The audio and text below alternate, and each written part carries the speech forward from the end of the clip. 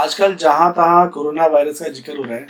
Corona virus group of viruses हैं जो कि सर्दी जुकाम और सांस वाले अंग में इन्फेक्शन करते हैं और मरीज को सर्दी जुकाम खांसी बुखार और कभी कभी दस्त भी हो जाते हैं।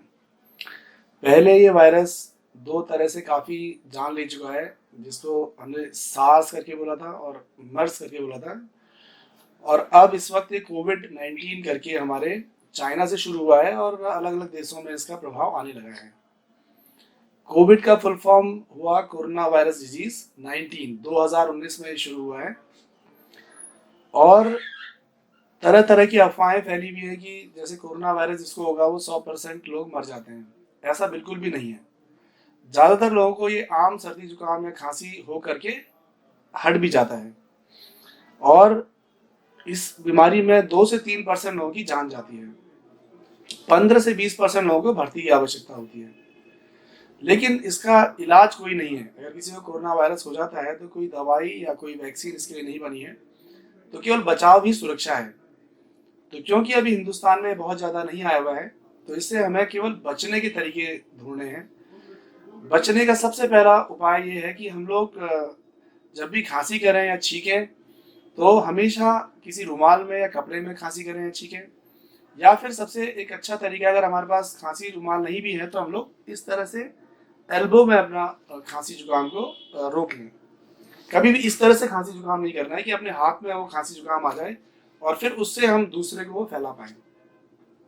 अगर किसी को खांसी जुकाम हो रही है तो उससे कम 1 मीटर से दूर रहें, क्योंकि जो ये वायरस थोड़ा भारी है और जो खांसी की छींक में या छींक में बाहर निकलता है तो 1 मीटर के अंदर अंदर ये जमीन पे गिर जाता है और जमीन पे ये बहुत ज़्यादा देर तक नहीं रहता है।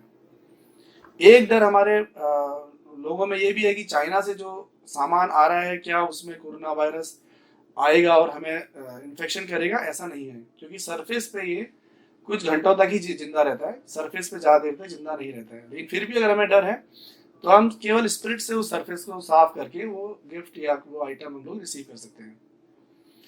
बार बार हाथ धोना एक जो हमारा नियम है उसे करते रहना चाहिए।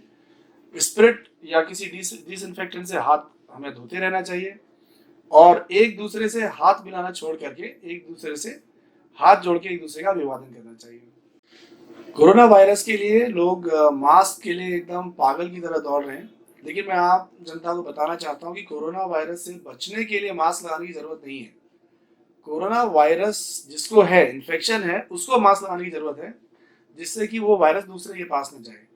या फिर जिस अस्पताल में कोरोना वायरस के मरीज भर्ती है या जिस परिवार में कोरोना वायरस हुआ है और जो उन मरीजों की केयर कर रहे हैं, हेल्थ केयर सिस्टम से जो जुड़े हुए हैं, उनको मास्क लगाने की जरूरत है।